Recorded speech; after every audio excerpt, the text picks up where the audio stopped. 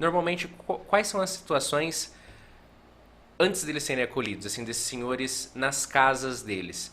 Assim, tem situações, imagina assim, de uma baixa renda que já necessita querendo ou não, de uma enfermeira ali do lado, que a gente sabe que se for pagar não é barato para ter e tudo mais. Quais são essas situações que antecedem a ida do idoso normalmente? Então, são diversas situações, como você falou. A mais comum é a família não ter quem ofereça, quem tenha condições de ficar em casa oferecendo o cuidado para o idoso. O idoso já exige um cuidado intensivo, né? Ele fica totalmente dependente do cuidado e não exista ninguém na casa que possa despender todo o tempo dele para cuidar do idoso. Então, todo mundo precisa sair para trabalhar, né? E não tem quem possa ficar em casa com ele e ele não tem condições de ficar sozinho. Essa é a maioria das situações é essa, dos casos. Tem aqueles que são negligenciados, realmente, né, que pode acontecer. Tem denúncias, né, então a nossa assistente social, que é a Rosa Marconato, uma pessoa incrível, ela trabalha conosco lá no abrigo e ela também é assistente social da prefeitura, né? Então ela traz muitos casos para nós também, né? Eles procuram assistente social da prefeitura e ela leva a situação para nós, para ver, no caso da gente também poder acolher. E então também tem caso do idoso ser negligenciado e tem vários casos de idoso que não tem ninguém, que moram Nossa, era sozinhos, até né? isso que eu ia perguntar. Acontece assim, porque Muito. chega um momento que às vezes a família acaba, né? Não tem muito Sim, mais assim, sim. parentes, quem não tem filho, por exemplo, ah, ah, tipo assim, não teria. Se eu não tivesse irmãos, Isso. se eu não tenho irmão, não tenho sobrinho, assim.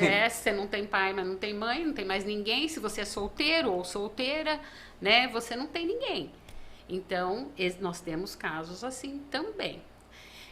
Outra coisa que acontece com bastante frequência são pessoas, né, principalmente homens, que abandonam a família, né, assim, deixam, não tem vínculo com os filhos, né, abandona a família, vai embora, não tem vínculo com os filhos, e aí quando adoece, quando fica doente, aí volta para casa, né, cai de paraquedas, aí o filho fica perdido, porque não tem vínculo com o pai ou com a mãe, né?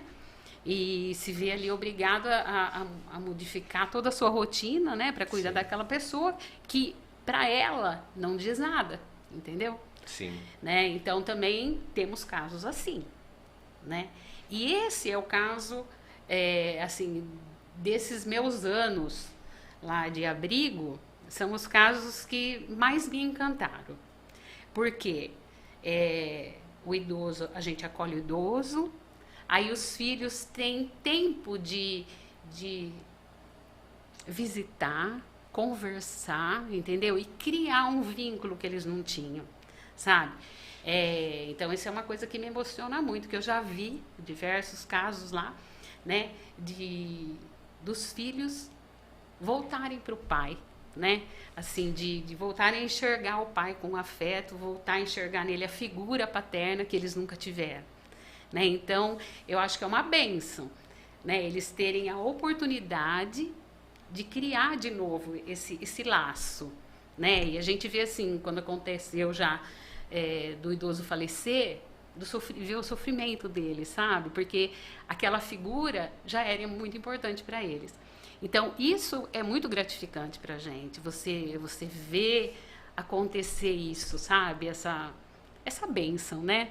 Essa bênção que é o perdão, vamos dizer. Sim. Né? Muito. Então, é por isso que eu te falei, né? São experiências que fazem a gente crescer e ver a vida de outra maneira, né? Que o que importa de fato é isso, né? É o relacionamento, é o cuidado, é o carinho e é o que a gente procura dar para eles o tempo todo lá.